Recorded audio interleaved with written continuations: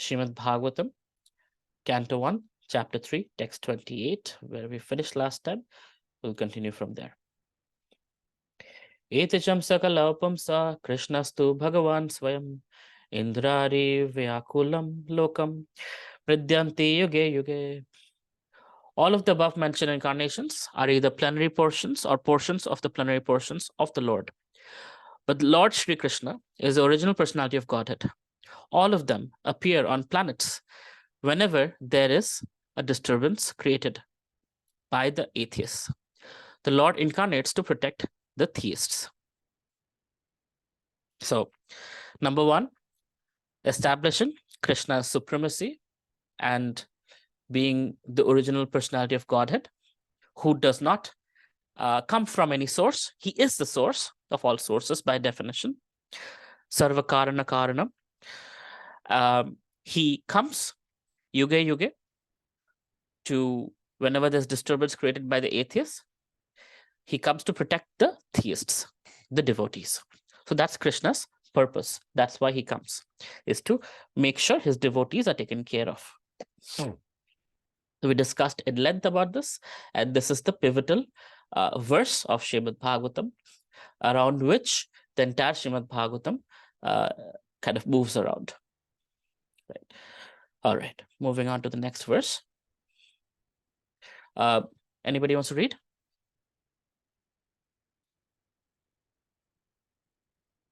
Hare Krishna, Prabhuji. Hare Krishna. Chapter 1, Canto 1, Chapter 3, Text 29. Janma guhyam bhagavato ya etat prayato naraha sayam pratar grinan bhaktya dukha gramad vimuchyate. Whoever carefully recites the mysterious appearances of the Lord with devotion in the morning and in evening gets relief from all miseries of life.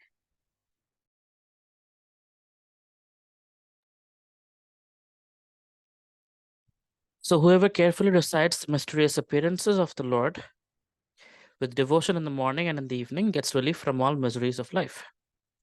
Guess what we are doing right now? Right? So as we are glorifying the Lord and reciting the mysterious appearance of the Lord, right, with devotion. So why does the Lord appear? Well, that's what we're discussing in the last few verses, right? All the different incarnations of the Lord in different forms, sometimes as a turtle, sometimes as a Matsyavatara, as a fish form, sometimes as a human being, like Buddha or Parshurama, or sometimes as himself, as Krishna, Balaram, Lord Ramachandra.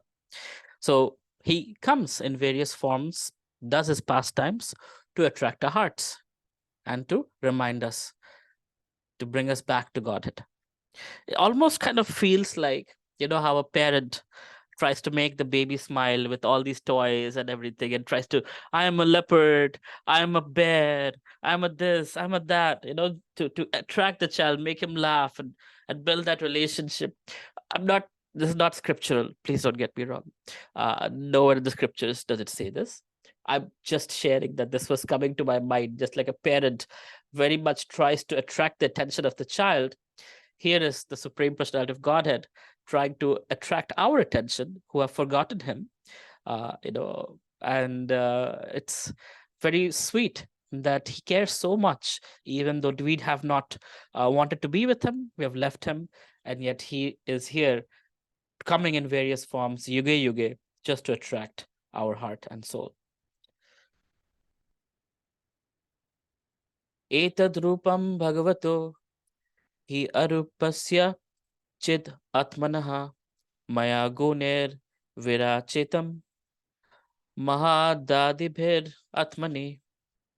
The conception of the Virat universal form of the Lord as appearing in the material world is imaginary. It is to enable the less intelligent and neophytes to adjust to the idea of the Lord's having form, but factually, the Lord has no material form. The conception of the Virat, universal form of the Lord, as appearing in the material world, is imaginary. So, as I was describing to you, that initially the Bhagavatam was stating, as well as 11th chapter of Bhagavad Gita, where the visual form is described, that the sun and the moon are the eyes of the Lord, the mountains are this, then this and that. This is it's kind of like a graphical representation of the Lord. It's imaginary, it's not real. And it's important to understand that as devotees, that's not what attracts us. Just like in 11th chapter of Bhagavad Gita, as Krishna showed his universal form, Arjun was like, my lord, I prefer to see you in your two-armed Krishna form. Can you please come down? This is scaring me. I'm feeling afraid of this universal form. I'm not used to this. Right? So, but what is that? That is to show the glory of the Lord, that this is what he's doing, Vishwarupa. He is that ginormous, beyond our imagination, but something that's beyond our imagination. How do we understand? So it's kind of like a graphical representation, visual representation, which is in a sense imaginary. Krishna does not look like that. He does not have so many heads where it's like fire coming out, eating people, this, that. No. But it's to show that he is creating, he is annihilating, he is the Lord, he is the end all be all, he's a source, he is the protector, he's the maintainer, he's a sustainer, he's everything. Vasudevam Sarvamiti, Sa Mahatma Sudurlabha. Vasudeva is everything. The Supreme Lord is everything. From him everything comes, from him everything goes. So that is what this is. It is to enable the less intelligent, the neophytes, to adjust the idea of the Lord having the form, the material form. But factually, the Lord does not have any material form. So Krishna is not like us, made up of bones, blood, pus, urine, this, that. No, he does not have all that. He has a completely Satchidananda Vigraha, spiritual form, which is not something that we can see or understand or explain, because it is not from what we are used to. The eyes can only see what is material. What is spiritual can't be seen, right? But if the Lord wants to be seen, he can make himself visible. But even then, the form of the Lord, that's why it never gets old, because he's always 16 years old. He doesn't get older than that, even when he's 125 years old, because his spiritual form, it's not affected by time, space, or circumstance. We get affected by time, space, and circumstance, right? If we are having bad food, if we are going through pollution, too much in the sun, we get dark, etc., etc. We get affected by time, place, and circumstance. How we live our life, what we eat, what we drink, what we smoke, right? All of these things, gets affects us, the body. But Krishna's form does not get affected by any of those things. And it's to understand he does not have a material form.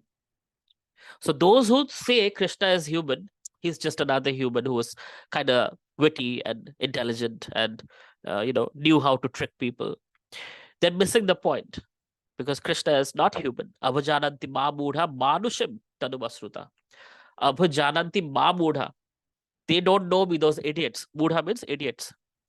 Those less intelligent people. Abhajananti ma mudha manushim tanubasruta. Tanu means body. That they think I've taken human form.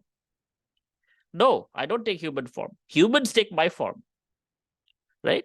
So it's important to understand the difference between Krishna and us. Krishna is Satchidananda Vigraha. Our body is made up of earth, water, fire, and ether. Our soul is same as Krishna's form, right? Our soul is also Satchidananda Vigraha, made up of spiritual matter, or spiritual spirit, rather. So that's where the commonality is between Krishna and us. We are sparks of Krishna. So Krishna is, if he's like fire, we are the sparks of the fire. Krishna is supremely spiritual, we are spiritual sparks. Any questions on this? Hare Krishna, Prabhuji. Please accept my humble. Please accept my humble obeisances.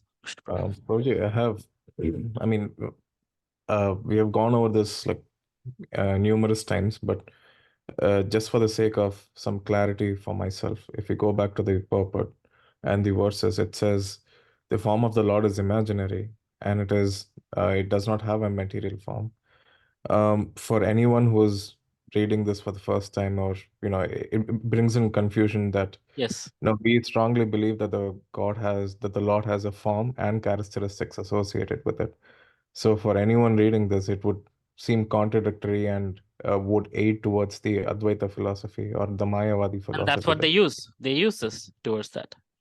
So how do we Does bring use in it that very happily. distinction? Because if you And remember, few verses back, so for the last couple of weeks, we were discussing about Krishna's various incarnations, right? Right before that, what was discussed was a universal form. yes, That is what's being spoken to as being imaginary. It's a continuity. Please understand. I don't know if you were in that class or not. I don't think so. I think So I you were, missed it. yeah. So if you go Yeah. back, I think maybe a chapter back, right? You will see it. That this is the continuum where universal form was being discussed, which different parts of the universe being described to Krishna's different body form. And it might have been a little confusing for those of us who were kind of like, okay, like, but then when you read this verse, that becomes clear that was imaginary, where it's allegorical. It's being described to kind of give us some understanding. Those were, for example, you studied atoms when you were in class 5, right? When you studied atoms when you were in class 5, what was it? There was a nucleus in the middle. There are electrons running. In a 2D way, we learned it, right? When we learned the same thing in class 12, what did we learn? There's proton and neutron in the middle, in the nucleus. There are electrons, but there are subshells in those electrons. The 3D aspect, the electrons are moving from subshell to subshell. If electron moves from up, then the light is emitted, photons are created, right? We're learning a lot of details and details and details on a 3D way. When we learned physics, okay, force equals to mass into acceleration. But then we learn the same physics in a higher class, then we take into account friction, we take into account other things, right? So same way, for those who are absolutely brand new, Bhagavatam is starting out right now. So the universal form was being told that this is to understand that this whole universe is a manifestation of the Lord. And then it's being said that's imaginary. Please understand, Krishna does not have a physical form. He has a spiritual form. And yes, it can get very confusing, and it can be used also by Mayavadis to say, aha, there we go, right? In fact, if you see Mayavada organizations, Shankaracharyas or Ramakrishna Mission and places like that, they often quote from Vedanta Sutra. Because in the Vedanta Sutra, it is stated, he walks, but he doesn't have legs. He sees, but he doesn't have eyes. He hears, but he doesn't have ears, right? Like that. And they're like, look, he doesn't have form, right? So the Vaishnavas, the way they understand it is, he doesn't have spiritual eyes. Like, he doesn't have material eyes. He doesn't have material hands. He doesn't have material legs, but he has spiritual legs. When Gajendra called out, if there is a Supreme Lord, please come and protect me from this crocodile. The Supreme Lord came flying down. He personally came, picked him up. So what is that? Is that not form? That's Maya. Right? But Prabhuji, even here it says that it is imaginary, right? So, I The mean, universal form. The universal form. but the universal form is a spiritual form, right, No, Prabhuji? That's why. no. It's a depiction of the Lord's potency. It's a I mean, depiction. but So go back to those verses in okay, Bhagavatam where it talks about the universal form, and you will understand it is referring to various aspects of the universe and connecting that, like the sun and the moon being the eyes of the Lord, and the nose being something, this being something, like that it's being described, right? But this clarifies.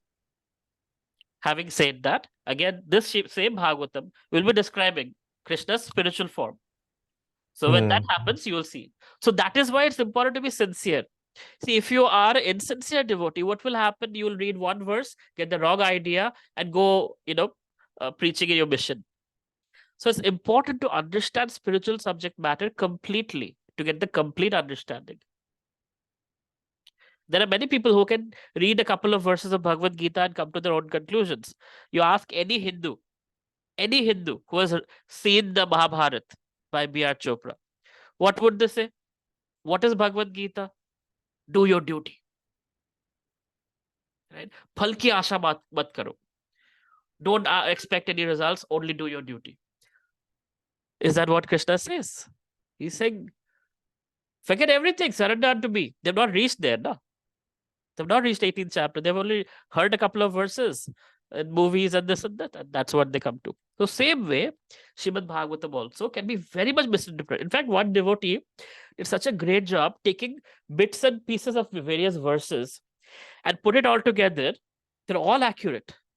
And he actually proved killing cows and eating beef is good for you. It is extremely pious. And it's the way to go back to God and something like that, he put together.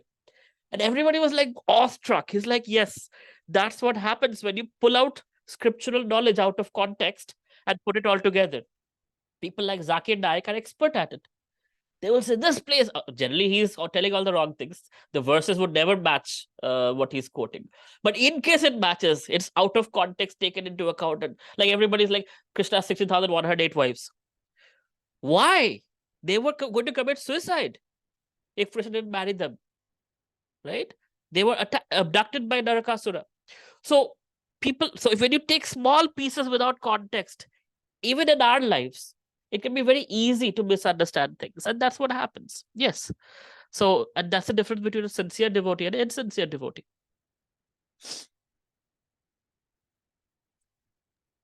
Understood, Prabhu. Prayash?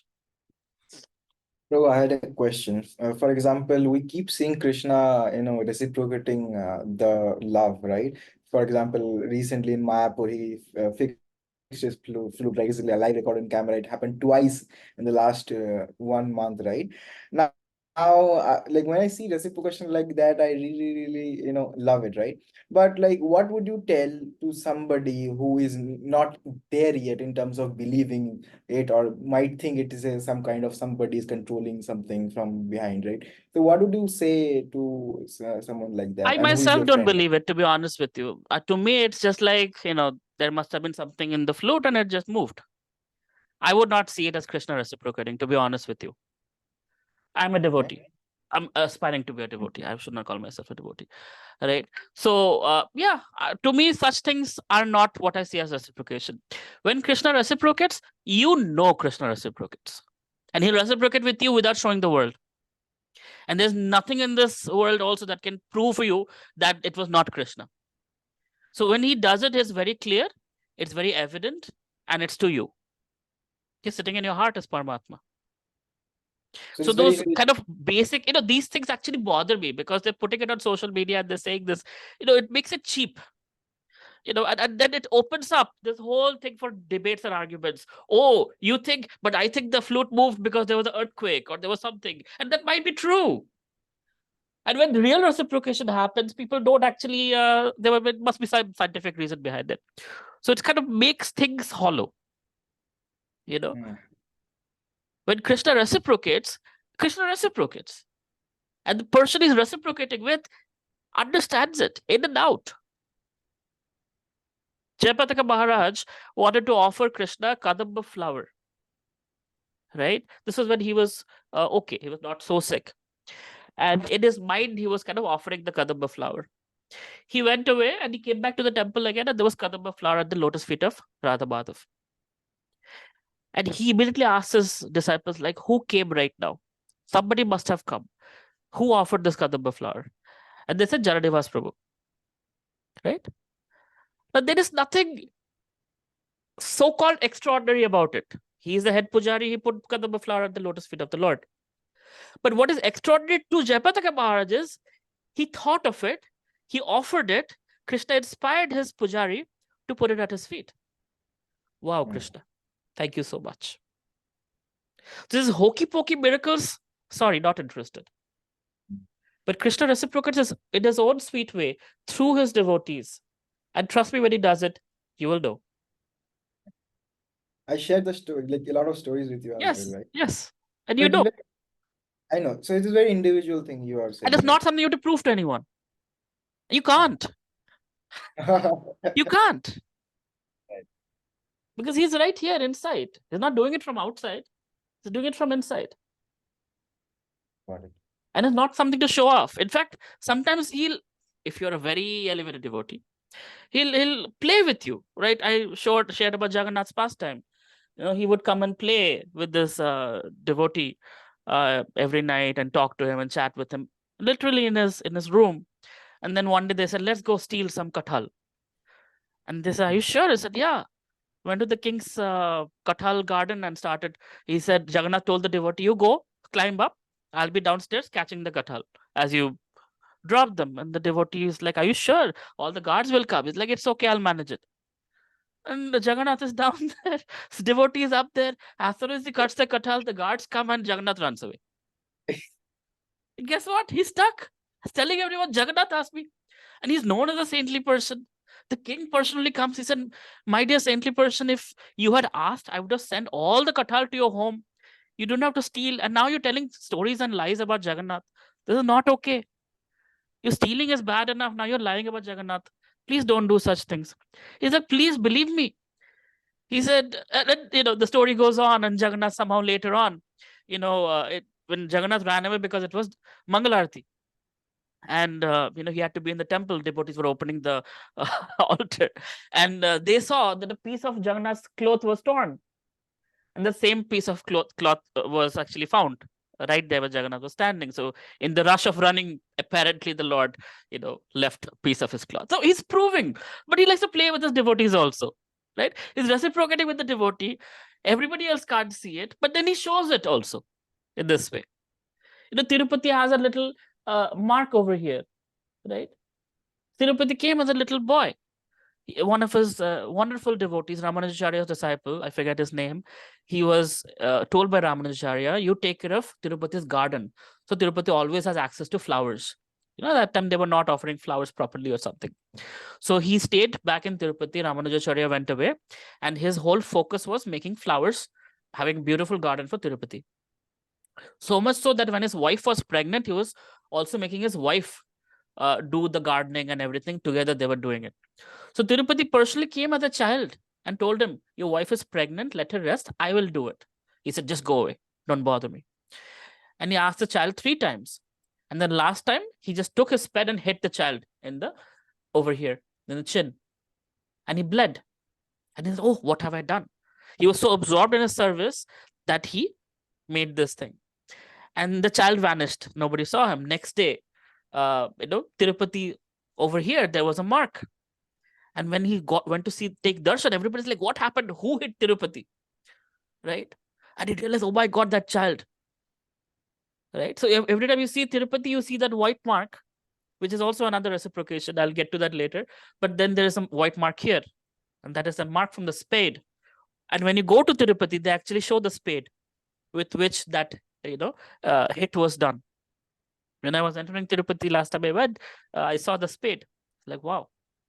Sometimes he makes his reciprocation public, but most of the time his reciprocation is very, very private. And don't believe anything you see on social media. I mean, not everything, but this happened in the Vrindavan temple, Radharaman temple, like It with might be, it Krishna. might not be. Radharaman's smile is a whole different mystery. Sometimes it smiles, sometimes it doesn't. But the flute moving, unless Jananivas Prabhu says, some devotee validates it. It's not like there was a kirtan program happening in Mayapur, and all these devotees, hundreds and hundreds of devotees, and there was a lot of water vapor on Lord Chaitanya's face, and the water vapor became. They said Lord Chaitanya is crying. Then the pandemic happened, and they said, "Oh, Lord Chaitanya cried. That's why pandemic happened." Blah blah blah blah. But then, I mean, maybe may not be. But the point is, unless a Vaishnava validates it, at least We I cannot. don't accept it. Got it. Because otherwise we become blind bhaktas. Hmm. Right? We don't want to be blind devotees. We want validation, and validation comes from devotees. When Srila Bhaktivinoda Thakur was looking for Chaitanya Mahaprabhu's birthplace, and he found this current day Chaitanya Mahaprabhu's birthplace, which was in a Muslim land, right? And there was that, and that place was barren land, and only Tulsi was growing there, and nothing else would grow. So the Muslims said, "This is a bad land, only Tulsi grows." So Bhaktivinoda Thakur immediately understood something must be special here. As he dug through, he found the Ananta Sesh deity that Chaitanya Mahaprabhu's father, Tapat Mishra, was known to have worshipped. That was archaeological proof. But his proof was when he brought in his guru, who was at that time 135 years old. He was carried in a basket. He could not even open his eyes. His eyes had to be opened with hands, like eyelids had to be opened like that. He was carried in a basket by his servant. And when he appeared, he saw that place, and he immediately jumped out of the basket and started dancing. Jai Sachinandana, Jai Sachinandana. And a few days after that, he left his body. He's like, my mission is complete. Chaitanya Mahaprabhu's birthplace has been found and reactivated. Right? So Bhaktivinoda Thakur says his validation was his guru getting into ecstasy, saying, yes, this is the place. Archaeological proof is there. That's to back it up. That's for the atheists, archaeological proof. But his proof was Vaishnava validation. So if there is a miracle, if there is a reciprocation with the Lord, a Vaishnava must validate it. That's when we know, yes, that is. Got it, bro. Thank you. Not social media influencers. All right. Yes, Vibhuti Mataji. Hare Krishna Prabhuji. Hari bol. Hanji, I have one or two questions and I have one or two understandings which I want to share with you. You just now said कि गीता का सार कर्मण्यवादी का रास्ते बोलते हैं, अगर वो नहीं है तो फिर क्या है? Question number 1. दूसरी चीज, इंडिया में people are working towards going to Vaikunt and whatever, doing good deeds. So what about people living in the other countries, in China or US, UK? So what is their mode of going, like to Vaikunt Lok? Like everybody has to go, every human being or every living has to go, as you teach us. The third thing is, what I understand is कि DT worship हम इसलिए करते हैं because अगर हम ऐसा माने कि गॉड का कोई फॉर्म नहीं है, स्पिरिचुअल बॉडी है या कोई हायर एनर्जी है, तो we have to surrender to a higher energy. That is why there has to be a form which we understand or think. So am I right in the third thing? Okay. Okay. First one you asked was Gita ka form. Karmanivari Karasya. So yes, that is definitely a conclusion. That is in the Bhagavad Gita. But that's in 4th chapter of Bhagavad Gita. So as we go through the chapters, the knowledge becomes more and more sophisticated. The end, the last instruction of Krishna is, after teaching you everything, I'm telling you, Sarva Dharman Parityajya. Parityajya means forget everything, all the dharmic things I've taught. Mam ekam sharanam vraja. Surrender unto me exclusively. Ekam, me only. Aham tam sarva papebhyo. I'll take away all your pap. Moksha shami. I'll give you moksha. Matusha, don't worry. So that's the last message. So all of them are true. I'm not saying they're not true. What I was referring to is, if you take an insincere person who's not insincere, I'm not trying to be judgmental. I'm saying if somebody's not read the entire Gita, if you ask them, do you know Gita? Yes, I know Gita. With very confidently, they'll say. And the only thing they will be able to tell is, do your duty. Phal ki asha mat karo. Is there more to it? Yes. That's all I wanted to say. That is also true. There's truth. There's truth. There's higher truth. First question done? Okay. Second question you asked was, what about people in other countries? So Krishna says that Dadami buddhi yogam tam yene mam upayantite.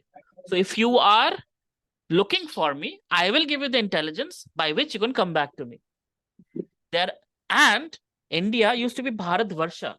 So Vedic religion is entire worldwide, which has eventually, during the dark last 1,000 years, it died down because we were attacked. We were reduced in size. We used to be from Greece all the way through to Cambodia and other places in the last 1,000 years. Before that, in the Bhagavatam, it describes about Africa and Europe and other places. So we have Bharatvarsha means the entire world. Yudhishthir Maharaj was the king of the entire world. Now, today, how does it happen? Well, today, thankfully, ISKCON is there in all those countries you named, and it is spreading beautifully. Before this, what would happen? Before this, also there was influence. But a lot of times, for example, the medieval ages, what was happening during that time? So Krishna in the Bhagavad Gita only states, Bahunam Janmanam Ante Jnanavan Mam Prapadyate. Vasudevam Sarvamiti Sa Mahatma Sudurlava. So you take many, many births to come to the conclusion Vasudevam Sarvamiti. So those people in those countries do piety, do good deeds to be born in Bharat Bhumi, in India, Punya Bhumi. In India, as they're born in a Vedic family, now they're exposed to the Vedic culture, and then they get to know. And if they're sincere, they have this opportunity to go back to Vaikuntha. Right? So if you become a Christian, what's their highest status? Heaven. So they can go to Swarga Loka and come back. But access to Golok Vrindavan is when you are exposed to Sanatan Dharma. So, for example, Srila Bhaktisiddhanta Saraswati Thakur, he had a German student, German disciple. This is, I'm talking about 100, 150 years back. 150 years back, yeah. So, how did that person get to know about Vedic religion? Well, he was looking all comparative religions, and he saw, Christianity, something is there, Islam, something is there, some other religion, something is there. Hinduism, many gods, okay, pluralism, apparently. But then all these gods have weapons. And then there is one god who's playing the flute with his girlfriend next to him. He doesn't do anything. He doesn't have weapons. And he came to India to find out who this god is. He met Bhaktisiddhanta and he said, I think Krishna is God because he doesn't have to do anything. And one who's God, he makes others do things, but he is the supreme. Is my understanding correct?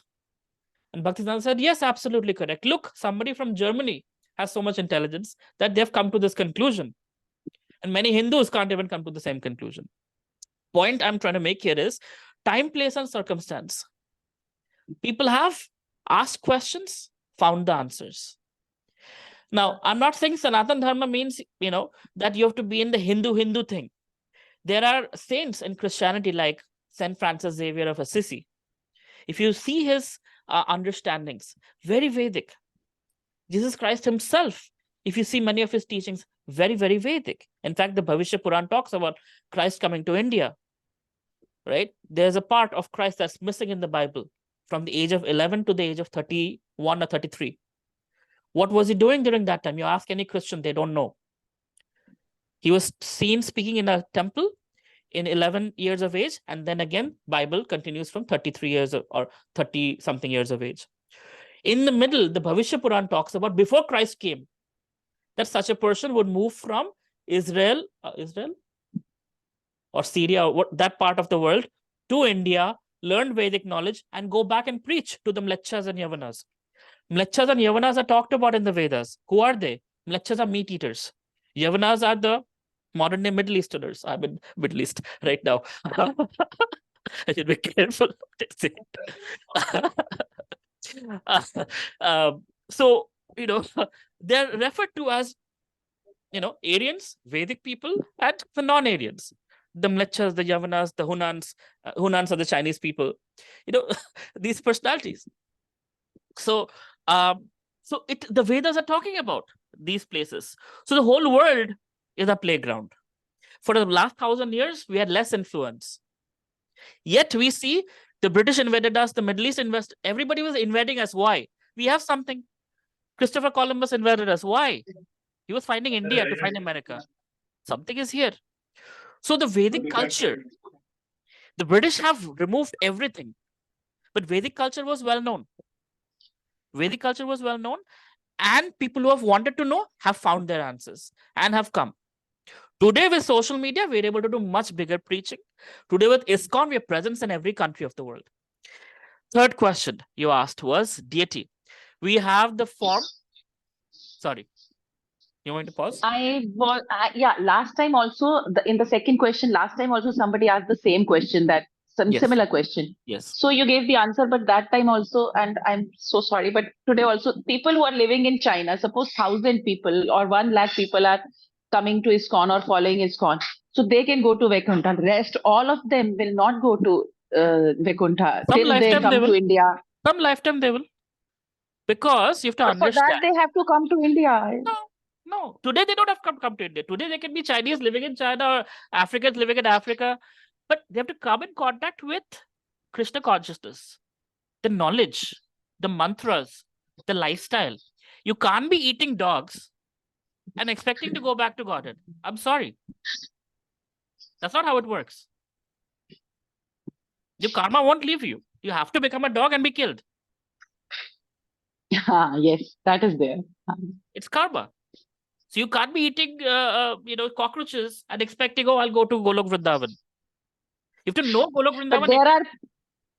there are people who are living around the world who are not the dog or meat eaters and doing good deeds. And they're coming So in is it contact.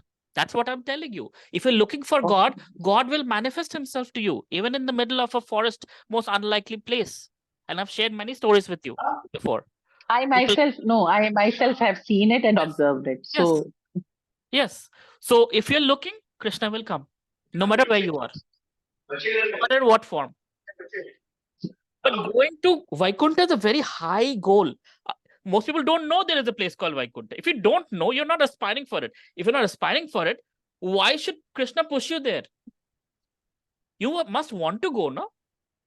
I'm in Abu Dhabi right now. Tickets, visa, all of these had to be done for me to be here. If I don't know what Abu Dhabi is, how will I be here?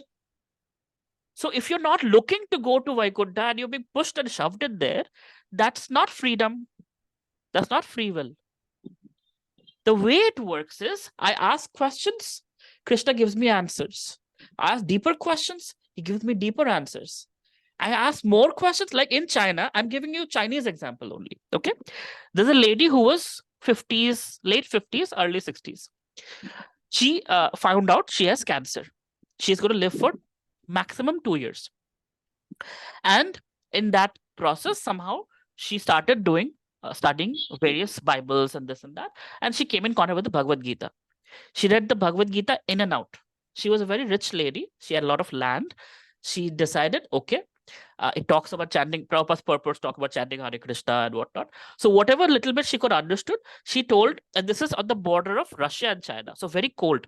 There are only 3 months when they get to do farming, and rest of the time they're eating whatever they have saved during those 3 months. So she tells all her farmers that you chant Hare Krishna while you're farming. Everybody's required. You will not get salary unless you're always heard chanting this mantra. She didn't know much. My Guru Maharaj somehow found out about her through a friend of her. From New York, he flew down to China, to that place, and spent time with her. Found out she does not even know how to revere a sannyasi or anything. Nothing is known. She was kind of like, hey, buddy, what's up kind of thing, right?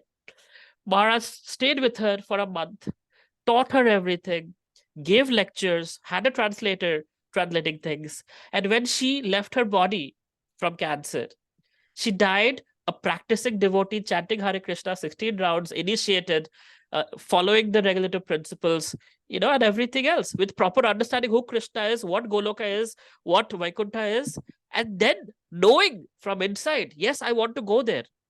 She went there. And I can tell you 10 other stories like that, where people with sincere effort somehow found this, and Krishna sent them devotees, books. Vietnam, how did Vietnam start? Very amazing story, right? Some boy, he was just looking for answers. Somehow or other, Bhakti Vikas Maharaj, his flight got cancelled, something. Somehow he ended up in his room. Turns out he sees this guy in saffron-clad clothes. He's like, you look like a Hare Krishna. Yes, I'm a Hare Krishna. Oh my God, I've been looking for Hare Krishna for the longest time. I read this book. I didn't have people to guide me, give me answers. Here you are, a guru, a sannyasi. Wow. So over and over, there are stories like that around the world. Syria, Serbia, Iran. There are so many devotees in Iran, like all hidden. Even UAE, lot of places devotees have been there for years. Now Modi has opened up Swaminarayan temple and everything. But we have been doing Rath Yatra,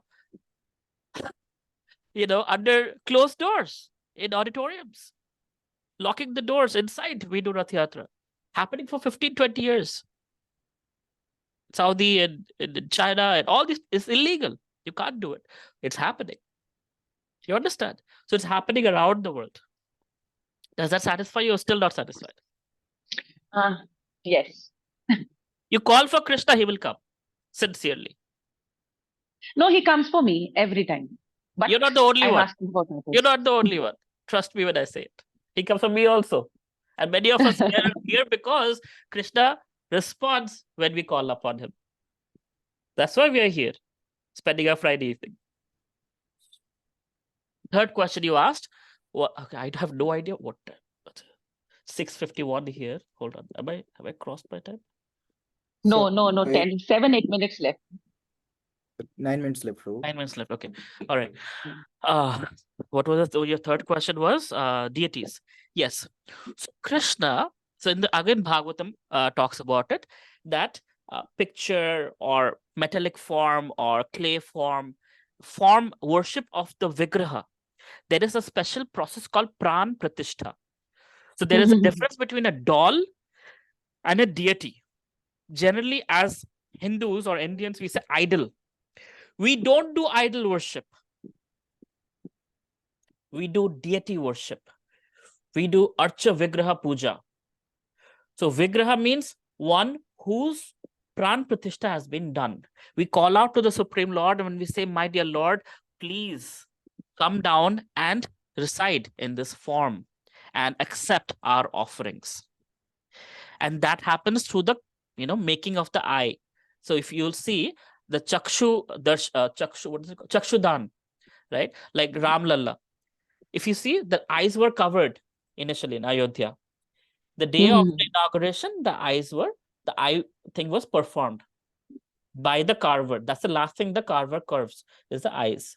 And then the Lord is invited through Vedic mantras, through devotees praying. All India was praying, my Lord, please appear in this Rama form. And Lord Rama reciprocates from that form, as good as Lord Ramachandra, right? Or Lord Krishna, it is Krishna form. So yes, these are granite, these are brass, these are ashtadhatu and other forms, metallic material forms. But just Prabhupada explained this very beautifully. He said, just like the electricity coming from the power plant can be put into an AC and it gives cold air, that same electricity goes into a heater and it gives hot air. Same way, Krishna has two energies, material, his unlimited energies, but two predominant, material and spiritual. So he can materially manifest, spiritually also manifest. So same marble becomes spiritual when Krishna is invited, and he acts spiritually to the degree you see him spiritually. In the Bhagavad Gita, Krishna says, Ye yatha mam prapadyante tam sataiva bhajami aham. If you see me, to the degree you surrender unto me, to that degree I reciprocate. So if you see me as a Vigraha, as a form of the Lord, I will reciprocate as a Lord. You see me as stone, I will reciprocate as stone. I'll just look at you like nothing. I have no life. But if you look at me as Krishna, I will reciprocate with that. Blink my eyes. Whatever I have to do, I will do to show you I am here. Not every deity is like Radharama, that every other day he's smiling and showing his teeth, not showing his teeth, right? But there is reciprocation. You ask any pujari, they will tell you. At least in the Vaishnava traditions. I'm not talking about other temples that I can't speak of. But in our Gauriya Vaishnava tradition, or in our Sri Vaishnava tradition, or in our other Vaishnava traditions, the Lord reciprocates when proper rituals, proper rules, proper love is there. Okay? Does it answer your question? Yes. One more. Can I ask? Please. 1 minute. Sure. Okay. So if we surrender to God and we do not become unnecessarily happy with the things or sad with the things, we just pray to God and whatever is happening, we accept it. Is it nirvana? We can't be like that, first of all. It's not possible to be like that. We are humans. Our hearts are soft. We get influenced by happiness and we get influenced by distress. To be such stone-like is not something I can talk about. Nirvana is a Buddhist concept. The whole concept of voidism and whatnot. I am not I educated. just use the word. I don't I know. know, I know. And I'm telling you, I'm not educated enough to answer that question because I don't know much about Buddhism beyond the fact that they believe in voidism. But if you from the Krishna conscious perspective, I would not use the word nirvana, but an elevated person is not affected by happiness and distress. That is different from not feeling happiness and distress. Feelings are there. You don't become hard-hearted, stone-hearted. No, that's not a sign of elevation. In fact, a sign of elevation is soft-heartedness. If your eyes, tears come out seeing poverty, if somebody's pain pains you, you're a soft-hearted devotee. So being hard-hearted is not a sign of a devotee.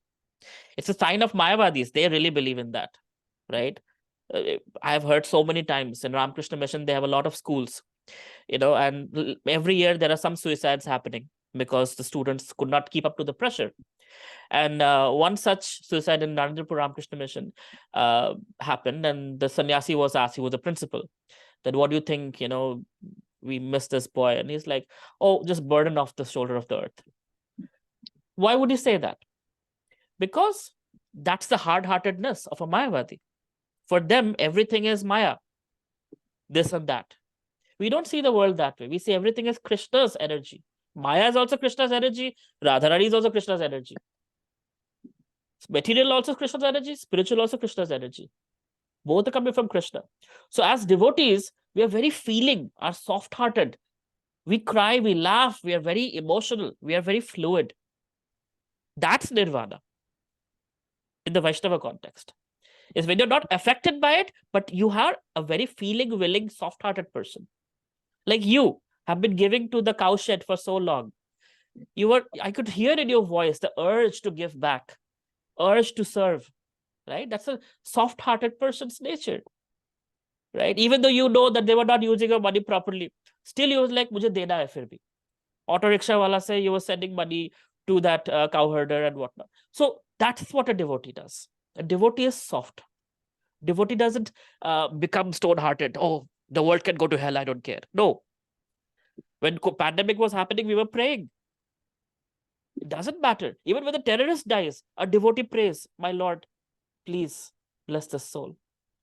Because of bad karma, this person is suffering. This person has become like this. Please bless this person. That's how Jesus Christ prayed, right? People who were trying to kill him, he said, Father, they don't know what they're doing. He's a Vaishnava. Please forgive them. It's a Vaishnava quality, soft-hearted. He's being nailed and he's begging for forgiveness. Haridas Thakur, he was being whipped by the Muslim kings, to use the word Muslim carefully, people. And he was praying for them. My Lord, please don't take any offense. Please don't take any offense. Constantly he was praying for them. That's a devotee. That's elevatedness. That's pure devotee. Yes, Pradeep Prabhu. Does that answer your question, Vibhuti Mataji? Yes. Yes. Okay. Hare Krishna. Hare Krishna. Pradeep Prabhu. Prabhuji, is it the same that the soul needs to be attached to something? Like soul can be spiritually attached to Krishna, or Yes. soul can be attached to material things. So if it is spiritually attached to Krishna, then happiness and distress doesn't matter. Exactly. And if yes, means this thing you explained right now, that is the same thing, right? Thank you for adding that. Yes. So we can't be heartless. We have to be attached to something. And so rather than detaching from Maya, we focus on attaching to Krishna. When we attach to Krishna, then we don't have to worry about detaching from Maya because all the bad qualities automatically leave because Krishna's qualities, as they come in, it's supremely purifying. So, and that's how we get detached from this world and we don't get affected by this world. Right? Like, for example, I travel to a lot of places. I'm traveling right now. I've not been out of the hotel and I probably won't be. And I'm happy being in Srimad Bhagavatam class, chanting my rounds and everything, because that urge has gone away. I want to see the concretes, the buildings, and the this and that. TK, if somebody says, sir, let's take you out, probably they're going to come and pick me up, and I'm going to go. But it's not like a hankering thing. Oh, I want to see this. I want to see the Eiffel Tower. I want to see this Statue of Liberty, this, that. Nothing like that. Because I'm so happy and so content from within. Because, that's what Krishna consciousness does to us. But that does not mean I will not be happy to see the Statue of Liberty or the Eiffel Tower. I would appreciate the architect or whoever has made it, right? And Krishna has empowered that person. But the point is, it's not, those urges kind of dim down, and you're more centered, you're more calm, and you're happy from within. You're not affected by the things from outside. The urges reduce, which allows us to be more in control of our emotions, of our life, our destination. All right. Thank you very much. Srila Prabhupada ki jai, Srimad Bhagavatam ki jai. Hare Krishna, and see you next week. Hare Hare Krishna. Krishna. Krishna. Hare Krishna, Babuji. Krishna. Hare Krishna.